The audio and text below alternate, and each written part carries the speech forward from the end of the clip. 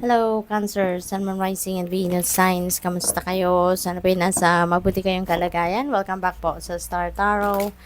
Kung bago kayo dito, welcome din kayo. Thank you for your support. I truly appreciate it. God bless you all, Cancer. O na mensahe po ninyo ay for of inspiration. Ayan. So, this is a celebratory energy, no? Maaring meron dito mga selebrasyon, okasyon, birthdays, mga ganon, kasalan, anniversary, graduation party na maaring dadaluhan kayo or i-host ninyo, pwedeng ganon. Or pwede rin naman na baka meron ditong gathering, reunion, mga ganon, ng magkakapamilya, magkakaibigan, or dating magkaka-opisina, no? Pwedeng ganon. We have 6 of emotions. Ayan, so meron talagang reunion dito. Pwedeng reunion ng magkakaibigan to or reunion ng magkakapamilya. Pwede rin na ang iba sa inyo magkakaroon ng reunion with a person that you had a history with, no? Pwedeng ex ninyo to, ex-jowa ninyo, or pwedeng magre-rekindle kayo ng relationship ninyo with your old friends, yung ganon, ano, mga long lost friends, maaring ganon. This could also involve travel, no, Cancer, baka kayo ay magta-travel. Maybe you are coming home to visit your children, visit your loved ones, mga magulang ninyo, or asawa ninyo, jowa ninyo. So, pwedeng along those lines, no, ang dahilan ng iyong pagta-travel. The moon, this is an invitation for you to tune in lagi sa inyong intuition at tune into your intuition. At saka ano rin ito, Cancer, pwedeng may mga dreams, no? May mga panaginip siguro kayo rito na going to guide you, no? Kasi towards whatever it is that you need to do. Kasi yung panaginip natin, hindi lang ito bastang panaginip. There's always a purpose of everything, diba? For everything. At yung mga panaginip natin, guidance din sa atin yan ng Divine Universe. Gabay din yan sa atin, no? Ng Divine Universe. Kaya importante rin na lagi natin itong alalahanin, lagi natin itong papakinggan. Same thing, no, as the intuition. Lagi natin din pakinggan ito. Makinig tayo at sundin natin kung ano yung gabay sa atin ng universe na dumadaan sa ating intuition at panaginip, no? What else? We have 8 of materials. Ayan. So, ang iba siguro sa inyo dito, parang masaya din kayo sa ginagawa ninyo, no? Kung ano man yung career ninyo sa ngayon, ano man yung tinatrabaho ninyo, maybe this is what you love to do, no? Kung anong ginagawa ninyo sa trabaho, that is where your passion is. Pwedeng ganun din ang ganap. Kaya parang nakikita ko dito na parang ini-enjoy nyo din, no, yung trabaho ninyo.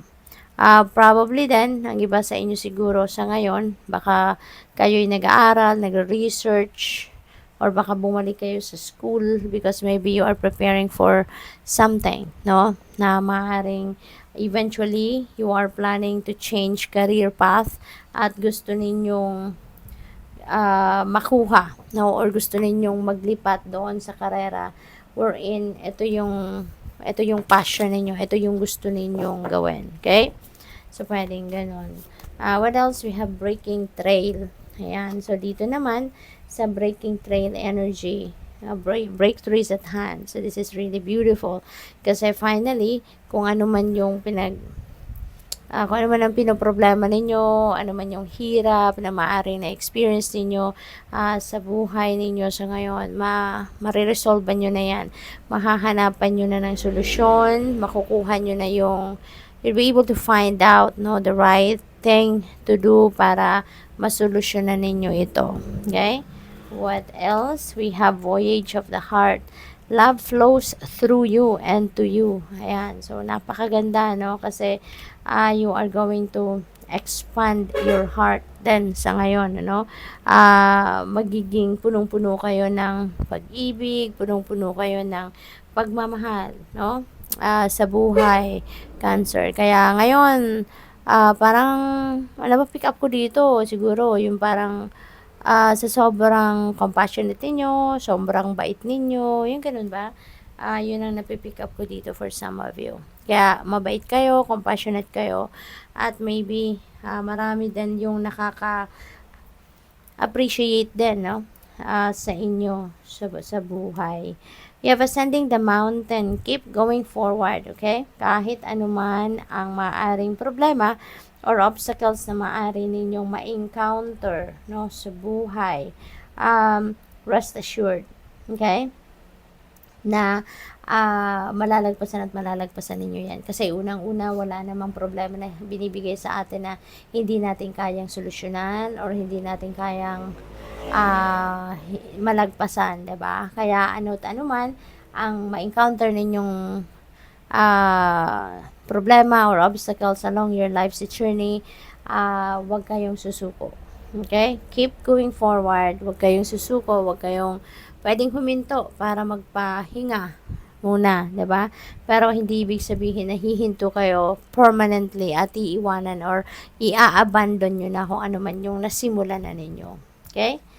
We have solitude. Ayan, in silence, peace prevails. 'Di ba? Kaya kailangan ninyo siguro ngayon, eto, na mag-solitude kayo, spend time by yourself, magmuni-muni kayo, magnilay-nilay kayo. Okay? Because this is maybe the right thing to do at this time. Okay? So, magmuni-muni, magnilay-nilay, kasi maaari din na kailangan ninyo mag-reflect. 'Di ba? Reflection time. Then, ito para sa inyo, Cancer. Pwede rin na pagod na kayo, no? Maybe you are physically, mentally, and emotionally tired, exhausted, no? Sa ngayon, kaya kailangan ninyo na magpahinga muna. Okay? Magnilay-nilay at mag-isip-isip. What else? We have full energy and have the courage to embrace change. Okay? Maybe there is an opportunity for you dito to start something new, at maging matapang kayo na harapin ito. Kasi kung mayroong oportunidad na kumakatok sa inyo na ganito, ibig sabihin na that is for you, 'di ba? That is an opportunity para sa iyo, para mag-create ka ng pagbabago, magandang pagbabago sa buhay ninyo.